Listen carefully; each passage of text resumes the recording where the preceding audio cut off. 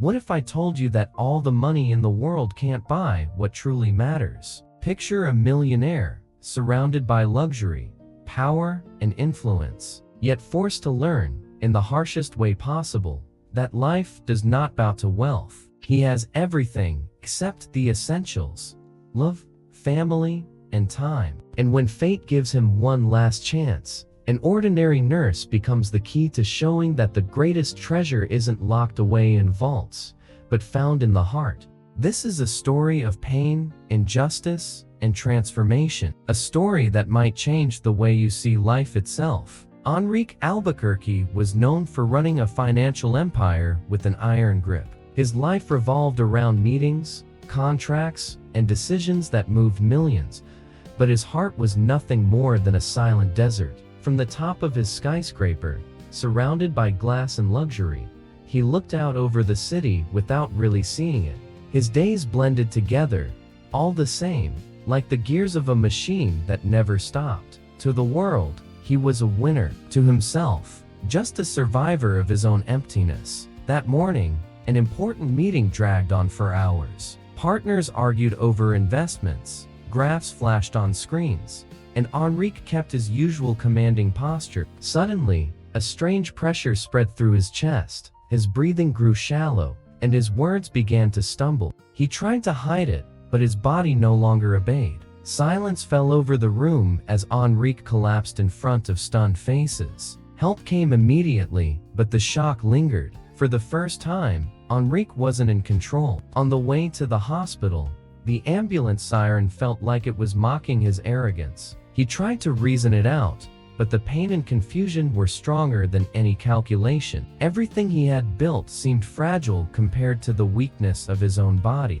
For the first time in decades, the millionaire felt mortal. At the hospital, luxury and authority gave way to white walls and the sharp smell of medicine. Doctors rushed, nurses checked machines, and Enrique was reduced to just another patient. The questions weren't about contracts or profits, only vital signs that proved he was still alive. In that moment, the man who bought everything with money discovered he couldn't buy even a single moment of peace.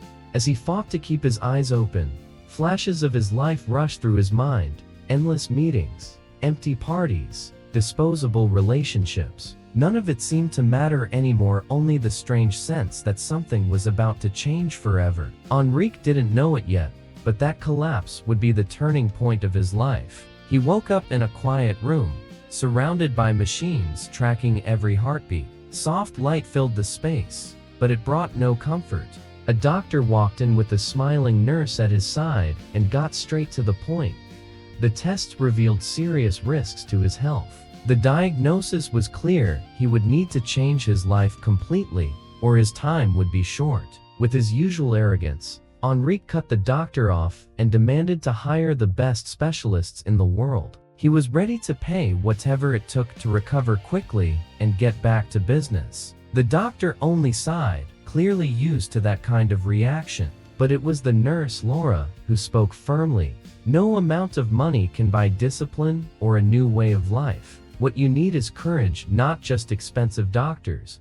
Enrique looked at her with disdain, surprised by her boldness. He was used to blind obedience, not resistance. But there was something different in Laura's eyes, a mix of compassion and firmness that unsettled him. She didn't seem impressed by his fortune, and that was something new to him.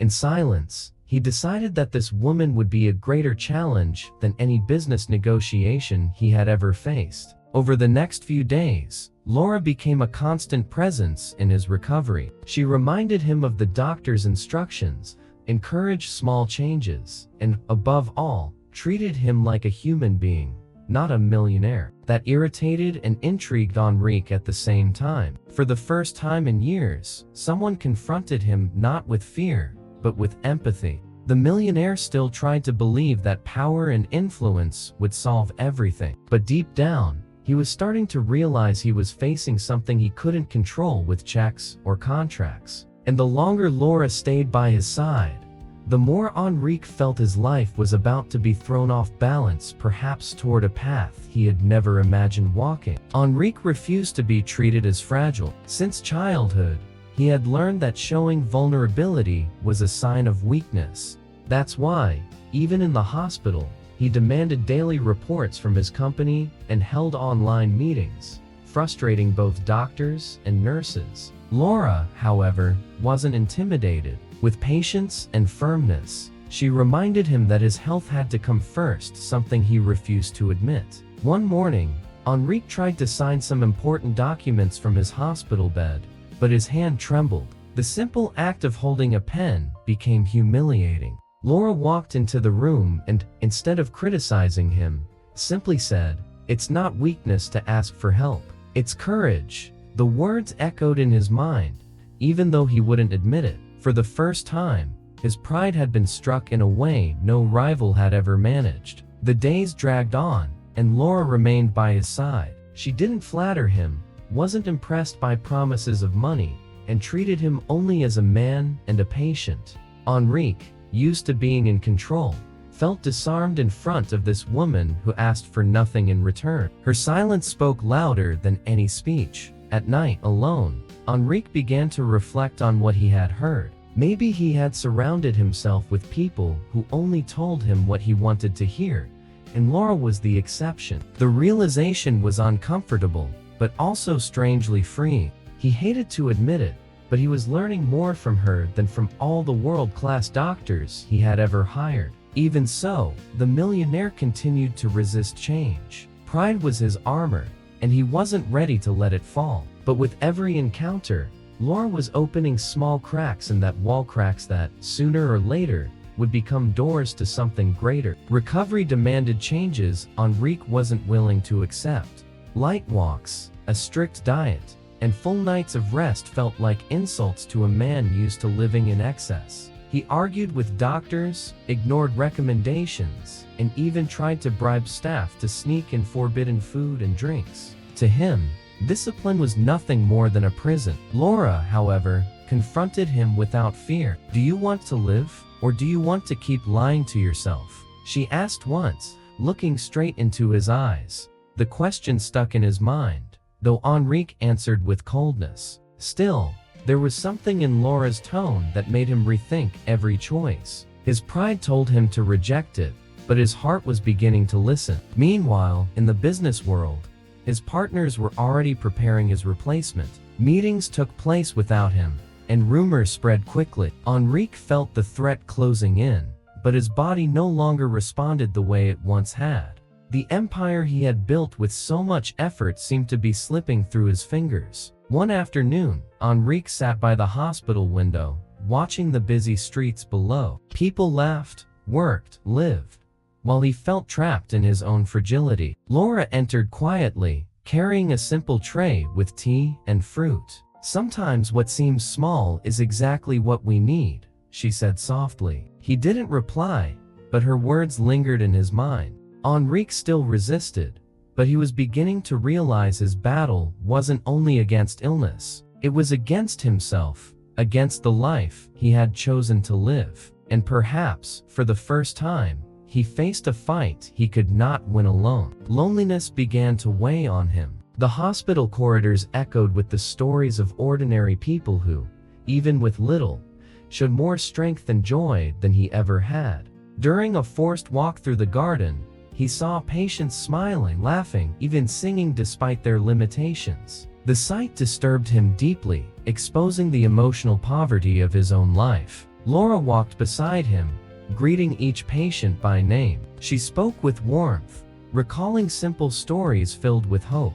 Enrique, so used to numbers and statistics, couldn't understand how such small gestures could carry such greatness. For the first time, he felt smaller than those people. That same afternoon, Laura shared a bit of her own story. Raised in a humble family, she worked tirelessly to pay for college and support her aging parents. Despite so many struggles, she had never lost her smile. Enrique listened intently, struck by the strength behind every word she spoke. Little by little, the wall between them began to crumble. Enrique never admitted it out loud, but he felt something shifting inside him. Pride still resisted, but a strange admiration was slowly, almost imperceptibly, taking root. Through her simplicity, Laura was showing him a world that money could never buy. That night, alone in his room, Enrique found himself thinking about Laura. It wasn't just gratitude, but something deeper, something he couldn't quite name. Maybe it was respect. Maybe a desire to become a better man. For the first time in a long while, the millionaire felt his heartbeat for something beyond power. The past came knocking when Beatriz, Enrique's younger sister, decided to visit him at the hospital. They hadn't spoken in years, separated by wounds and family disputes. Their reunion was tense, filled with silence and hard stares. Beatriz didn't seem interested in his fortune, only in the brother she had lost to ambition. Uncomfortable, Enrique tried to maintain his cold posture, but Beatriz didn't back down. "You always believed money was everything, but when I needed you, you weren't there." Her words cut like knives. Enrique turned his gaze away, unable to face the pain he had caused. From a distance, Laura watched and noticed the fragility Enrique tried to hide. She knew that reconciliation might be an essential part of his healing. Later, she spoke with him about the importance of not leaving things unresolved. Time doesn't come back, Enrique, but it can be remade while it still exists. That same day, Beatriz left a letter for her brother before leaving. In it, she recalled happy childhood moments before fortune had torn them apart. Enrique read it in silence, feeling tears he hadn't shed in years. For the first time, he realized he had lost more than he had gained along his journey. In the solitude of his room, Enrique stared at the ceiling, wondering if he still had time to rebuild the bridges he had burned. Laura slipped in quietly, holding his hand for a few seconds. She didn't say a word, but in that simple gesture, he understood there was still hope. Days later, new tests brought bad news. The doctor explained that the illness was more aggressive than they had thought and that Enrique's time might be even shorter. The revelation hit him like an unbearable weight. For the first time, he was truly facing the possibility of death without filters, without illusions of control. Enrique reacted with anger, pushing everyone away. He tried to return to his frantic work routine, as if he could hide behind contracts and numbers. But every effort became painful, and every night seemed longer than the last. The millionaire, who had once dominated the world, was now being dominated by his own body. Laura noticed the distance and tried to reach out, but he responded coldly, believing he was protecting her from greater pain. "I don't want you involved in this," he said, avoiding her eyes. But the nurse knew his mask well. Behind the hardness, she recognized fear and loneliness. When Beatriz heard how serious things had become, she returned to see him. This time, there were no arguments, only shared silence. The brother she once believed indestructible now appeared broken before her eyes. Even without full reconciliation, her presence brought Enrique an unexpected comfort, reminding him that there were still bonds worth saving. That night, alone, he faced the mirror in his room.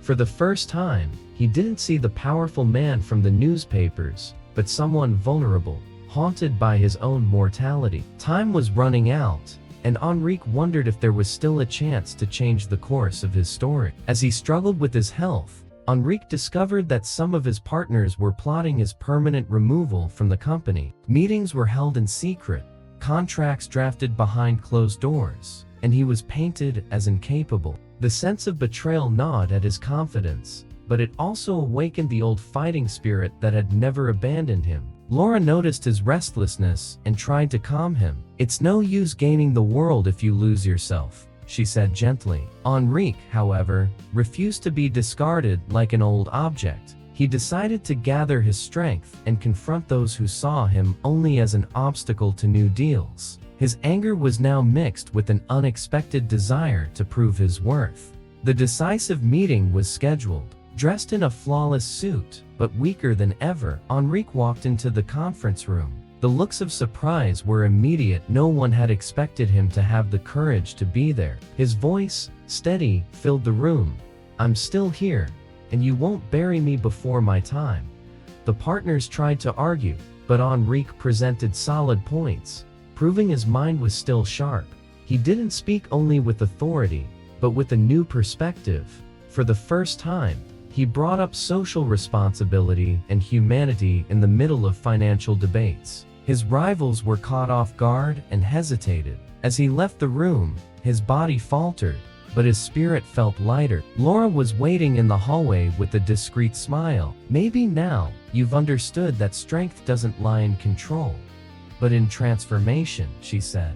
Enrique only looked at her, speechless, yet with something new shining in his eyes. After his partial victory over the partners, Enrique believed he could finally breathe easier. But that same night, another health crisis struck him down. Surrounded by machines and doctors rushing, he felt life slipping away by a thread.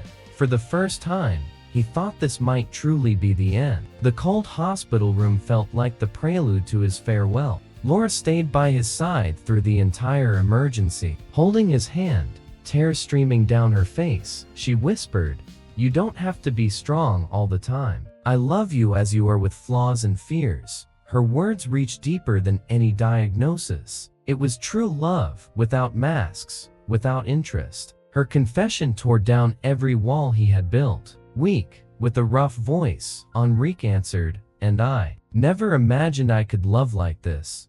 The silence that followed was filled with emotion. There was no fortune, no titles in that moment, only two hearts stripped bare before the truth. Beatriz was also there, moved as she watched her brother finally open up. The man who once seemed untouchable now revealed his vulnerability. That moment marked not only Enrique's transformation, but also his reconciliation with his family. Love was rebuilding everything ambition had destroyed. In the early hours of the morning, after the crisis had passed, Enrique fell asleep holding Laura's hand. For the first time in decades, he didn't feel alone. His time might be short, but he was determined to live every second as if it were eternal. Enrique survived the crisis, though he knew he wasn't invincible. Instead of falling into despair, he chose a different path. He gathered Beatriz and Laura and announced his decision. He would hand part of his business empire over to his sister and, together with Laura,